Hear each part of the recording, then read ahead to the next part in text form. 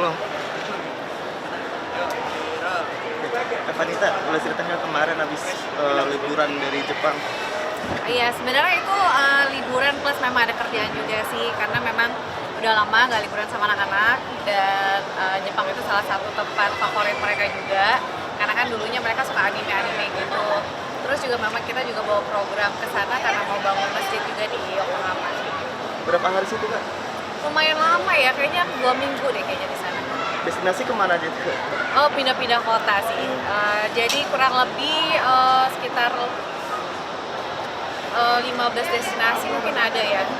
Apalagi di hari pertama kan kita ikut yang benar-benar kota per kota gitu ya. Jadi tiap hari emang pindah terus sampai akhirnya ini kita ke Tokyo bayangin gitu. Itu kan main wahana yang terseram di dunia itu kan. Terus anak-anak gimana pas main itu?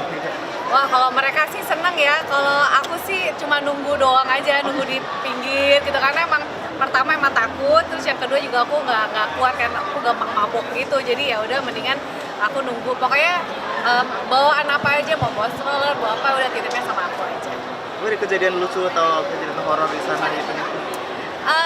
Ini kan karena anak-anak ke Sadako itu kan, jadi yang lucunya anakku yang paling kecil Atala tuh mau ikutan gitu. Jadi kan kita, maksudnya kan kita emang nggak pernah ngasih film-film horor ke mereka ya, karena supaya mereka tuh nggak ada rasa takut atau gimana.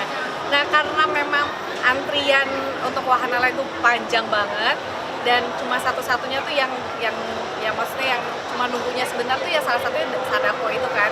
Jadi mau nggak mau ya udah deh, nggak apa-apa di sini daripada nggak ada yang kita masukin kan. Ya udah akhirnya mereka masuk, terus dia langsung keluar gini, aku trauma gitu karena emang serem banget katanya gitu. Tapi emang sering seneng liburan ke luar negeri ya?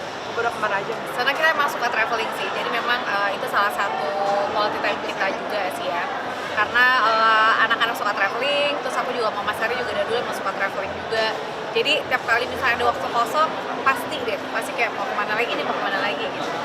Kak, merindukan untuk syuting nggak sih? Karena kan udah lama cukup vakum di dunia terus. Mungkin kalau syuting masih nggak terlalu, karena emang syuting juga ya, maksudnya sekarang kan udah medianya aja beda. Mungkin kalau dulu kan media TV gitu ya. Nah, kalau sekarang kan kita juga ada podcast, terus juga bikin konten-konten di sosial media gitu.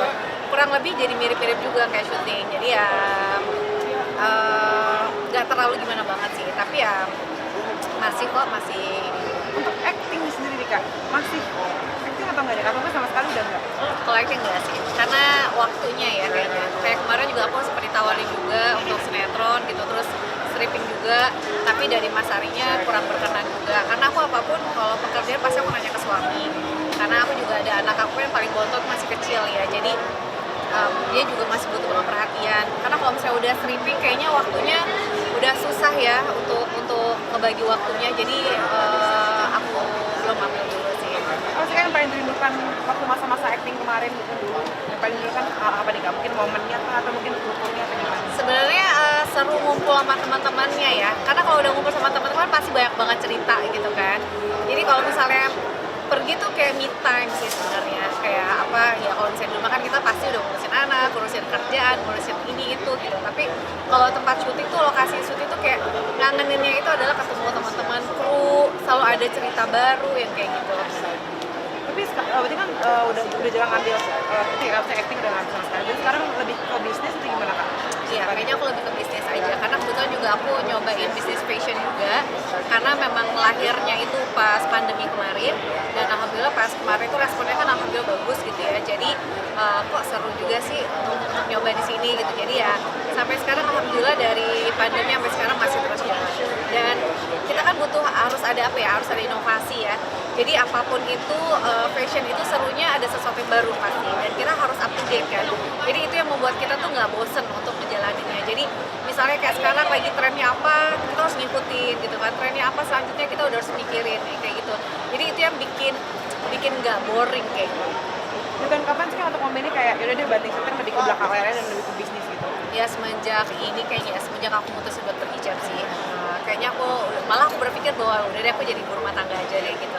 Tapi ya alhamdulillah ternyata masih dikasih kesempatan juga untuk bisa berkarya. Jadi nggak cuma di rumah aja, nggak cuma tetap cari ilmu yang lain, tapi juga masih bisa nunjukin karya. Dari anak sendiri nggak? Karena mau ketemu dunia entertain atau mungkin ngikutin jejak Mas Ari sama Mbak Fedita? Anakku yang pertama sih, karena kan dia udah kuliah ya sekarang. Aku udah berapa kali bilang kamu ambil bisnis gitu. Ngikutin sih dia ngambil bisnis, tapi tetap ternyata dia tertariknya di film. Jadi ngambil bisnis, tapi dia istilahnya tuh kayak apa ya? Kalau sekolah tuh ekskul. Saya makasih ya. Bye. Kalau biasa ekskul, kalau ini tuh anak mahasiswa tuh ngambil perfilman gitu. Jadi aku selalu bilang sih, kamu tetap fokus sama kuliah, mata kuliahnya, ya tapi kalau saya tuh buat sambilan aja. Udah? Oke, terima kasih Kak. Kanita meminta Foxop boleh tanggapan Kak Fedita soal ini lagi rame ada